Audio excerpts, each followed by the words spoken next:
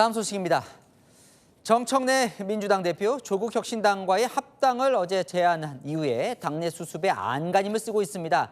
이 당 내에서 독단적이라는 비판이 일면서 배경 설명만 3차례나 했습니다. 최지원 기자입니다. 조국 혁신당과의 합당 카드를 꺼내든 정청래 민주당 대표. 당내 거센 비판에 합당 결정 배경을 설명하는 데 진땀을 빼고 있습니다. 어제 회견 직후 독단적이란 비판이 일자 정 대표는 당 정청이 충분히 이야기해서 진행됐다고 의원들에게 설명했습니다. 청와대와 공유했다는 점을 강조했습니다. 공유할 수 있는 그러한 단위들과는 대체로 공유가 된 것으로 그렇게 알고 있습니다. 신청기 의원들도 방어전을 펼쳤습니다. 이런 양당 합당이랄지 통합은 대통령의 평소 지론이었다. 정청래 대표님의 방향성 제시가 매우 적절했다고 생각합니다. 하지만 대통령을 끌어들이고 있다는 비판이 재차 제기됐고 오늘 다시 대통령과 논의한 바 없다며 수습에 나섰습니다. 저는 합당 제안을 한 겁니다. 전당원들이 투표를 통해서 동의를 해야 그 다음 진도를 나갈 수 있는 사안입니다. 민주당은 합당 작업이 차질 없이 진행될 경우 전당원 투표 등을 거쳐 3월 중하순쯤 합당 절차를 끝낸다는 계획입니다. 채널A 뉴스 최재원입니다. 자, 정청래 대표의 해명에도 불구하고 이 반청계 최고위원들 공개 비판에 나섰습니다.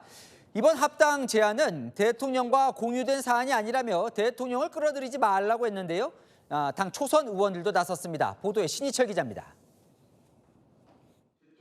반청계로 분류되는 민주당 최고위원 3인이 긴급 기자회견을 열었습니다. 최고위원도 모른 채 조국 혁신당과 합당 논의가 진행됐다며 정청래 대표에게 공식 사과와 재발 방지를 요구했습니다. 합당 제안을 언제 누구랑 어디까지 어떻게 논의하였는지 이제 당원들에게 즉시 진상을 공개하십시오. 마치 대통령의 뜻인 것처럼 오해를 낳고 있다고도 비판했습니다. 이재명 대통령님과 교감이 있었던 것처럼 보도되었습니다. 그러나 확인 결과 이는 사실이 아닙니다.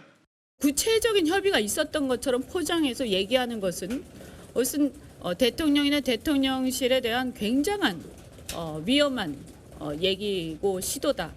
한 친명 의원은 지도부가 독단적인 결정이라는 비판을 벗어나려고 대통령을 끌어들이는데 당무 개입 논란이 생기면 어떡할 거냐며 반발했습니다. 당내 초선 의원 모임인 더민처도 긴급 회동을 갖고 절차적 문제인식을 공유했습니다. 합당 관련해서 우리 당에 대해서 잘못 가고 있는 부분에 대해서 이렇게 가자. 채널A 뉴스 신희철입니다.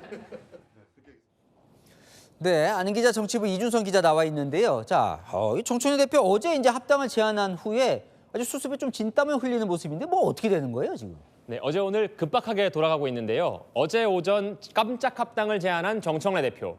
의총 시작부터 SNS엔 의원들의 공개 불만으로 가득 찼습니다. 당대표가 내부 논의 없이 독단적으로 결정했다고요. 그러자 정청래 대표 의총장에서 당정청을 언급했습니다. 청와대도 안다는 취지였습니다. 의원들과 점심과 저녁을 함께 하면서도 말 못할 사정이 있지만 독단적으로 한 건 아니라는 취지로 해명했다고 합니다. 혼자 한 게 아니라는 식인데 홍익표 청와대 정무수석도 어제 오후 연락은 받았고 당 통합은 대통령의 평소 지론이라며 정 대표에게 힘을 실어줬습니다.